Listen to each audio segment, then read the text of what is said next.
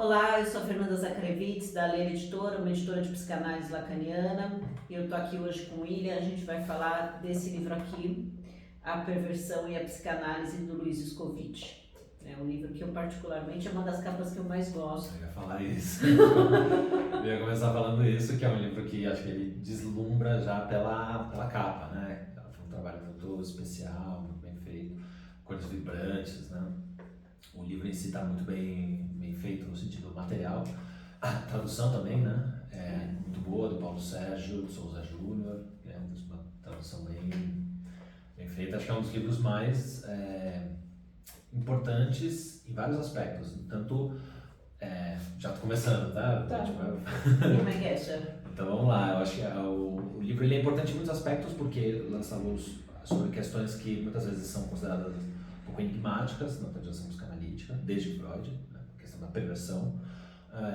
A perversão no que ela diz respeito a um aspecto diagnóstico, né, de distribuição das estruturas clínicas, mas também um conceito que perpassa outras noções, como perversão polimorfa, a sexualidade masculina como intrinsecamente perversa. Tem vários aspectos desse conceito que o Luiz Scovitch ele faz o atravessamento disso, além de também abordar alguns dos textos que estão, alguns textos importantes, conhecidos como da jovem homossexual, mas textos também muito enigmáticos do Lacan, como Kant com Sade, a Juventude de Gide, né, a Letra do Desejo. Enfim, é um livro denso, né, um livro precioso e denso, justamente por tratar de sistemas tão difíceis. Eu acho que tem poucos livros de perversão publicados, né, no mercado, pelo menos em português, né? E é uma das estruturas, né? Então a gente tem que parar para estudar isso. E eu acho importante, né? Você tocou nisso, eu acho importante nesse livro que ele desmistifica, né? Sair do âmbito do horror, que embora a gente fale, tudo bem, óbvio que os psicanalistas sabemos que é uma das três estruturas, as estruturas são equivalentes, assim, não tem nenhuma melhor ou pior que a outra. Mas ainda corre o que é uma perversão, né? Qual é essa nuvem que fica em volta, eu quase falaria um véu, né? Então, que ele vai tirando vai isso. Tirando, e ele já abre o livro, entrando com tudo nesse debate, né? Promovendo assim uma diferenciação importante entre, eu diria, Freud e Lacan, na medida que o Scovitch ele vai apontar como na teorização freudiana a questão da perversão ainda está muito conectada a uma noção de desvio sexual, desvio da norma sexual. Ele vai mostrando logo na abertura do livro, como o Lacan vai romper realmente com essa ideia, e ele vai mostrar isso de uma forma muito interessante, muito categórica, inclusive o Scovitch, por um fato muito simples, é que para o Lacan não há norma sexual, ou seja, a perversão ela não pode ser entendida como uma estrutura clínica que se diferenciaria como um desvio da norma, se em si não há norma sexual.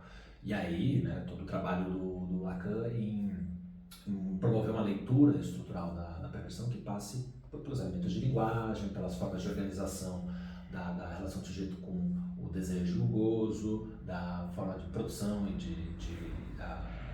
de uso que o sujeito faz do objeto A, né? E toda uma outra gama de elementos que tiram desse lugar justamente, né, um pouco cênico, mas assim, um pouco vulgar que a gente tem da perversão. Né? Acho que sim, né? E eu estava reolhando esse livro para poder aqui gravar com você, né? E estava vendo, né, como ele deixa claro no início do livro a questão do pai na perversão, né? O lugar do pai na perversão.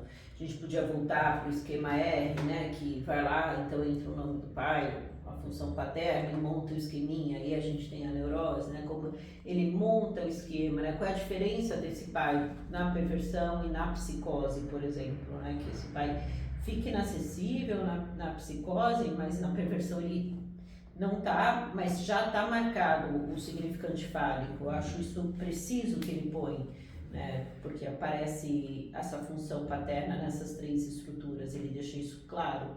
Importante para quando a gente escuta no consultório, né? Como você falava. Com certeza, o Scovitch ele vai enfatizar bastante que uma ideia que está presente no Lacan, que é a de que existe um limiar que opõe, de um lado, a psicose e do outro lado, a neurose e a perversão, né?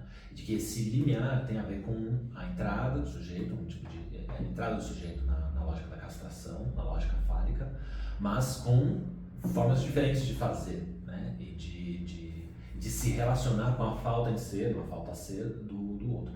E aí tem um aspecto também né? E a gente sabe que o Lacan vai dar uma importância muito grande em situar muito bem um conjunto de conceitos que designem essas posições, né? A gente sabe da Forclusão, né? Para Verwerfung, a Verleumdung, no caso da perversão, e a Verdrängung, que seria o recalque, no caso da neurose.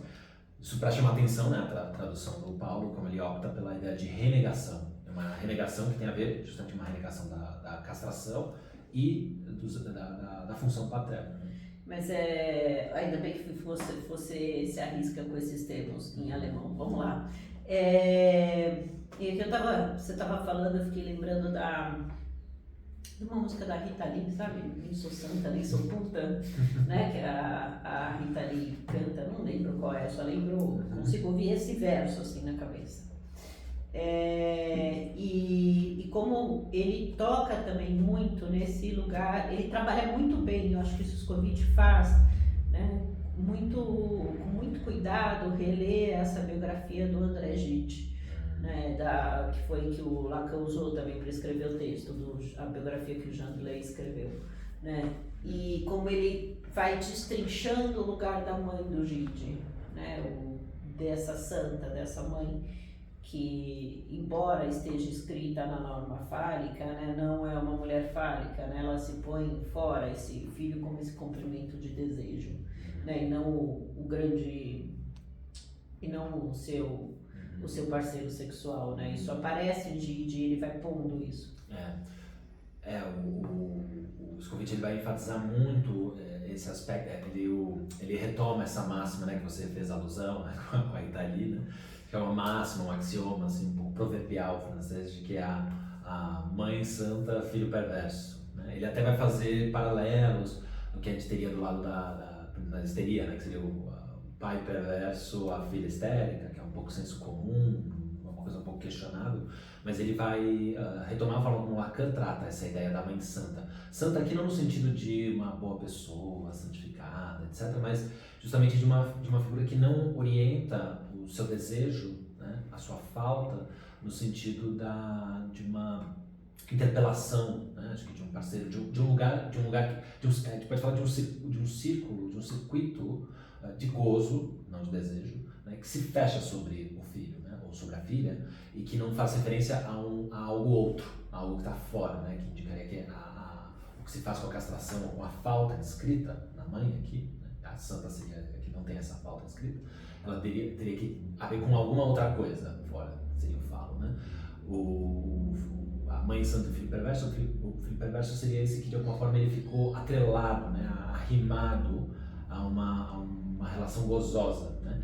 E aí, né? O Scovitch, para além, né, também da abordagem que ele vai fazer do Gide, o recurso que ele vai fazer, acho que no último capítulo, que é o capítulo 1, né? Eu estava relendo aqui assim, 10 páginas grifadas em sequência, né, que é o último capítulo do livro, é uma abordagem que o Luiz Scovitch faz sobre o lugar do objeto A, né? Ele vai aproveitar e retomar também um dos textos mais difíceis do Lacan, que é o Cântico Sádio, né? Em que o Lacan vai propor aquela forma de compreensão, um tipo de inversão da cena da fantasia, no caso da perversão, em que o sujeito perverso se coloca como o objeto. Então, mas o que foi feito, né? O que foi o lugar que ele pôde ocupar. Né? E como ele repete, né? O Gide, por exemplo, repete com a Madeleine, né? Essa história. Né? Vamos lá. Agora, outra coisa são os aspectos clínicos assim, que esse livro tem. Eu acho que são muito interessantes, porque o conceito de perversão é um conceito que designa essas três estruturas, né? Mas ele é um conceito que está presente em outros conceitos e em outras noções. Ajuda a gente a entender outras noções, por exemplo, a fantasia neurótica, a fantasia perversa. Aquele matema da fantasia. O matema da fantasia, a forma como o Lacan vai materializar. Eu acho que vale um pouco a gente falar do matema da fantasia, porque eu fui entender o matema da fantasia na neurose quando eu entendi que era o negativo da perversão e como que mudava esse matema. Né?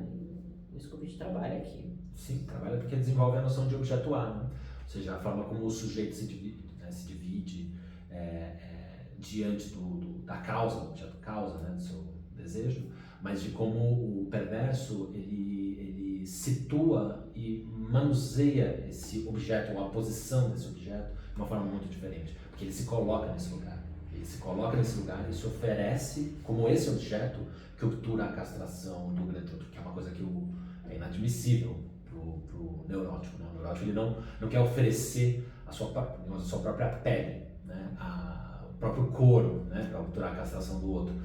E aí o Scovitch vai até trabalhar muito bem essa oposição, né? Entre sabe que a parceiro do neurótico, do histérico, fundamentalmente é o mestre. Ele vai falar que no caso da perversão não, né? O parceiro ele vai constituir essa cena em que o parceiro fundamental do perverso, que se coloca como súdito, vai ser algo como uma rainha que submete, que usufrui de forma irrestrita desse sujeito com o qual ela obtura a sua castração. Né?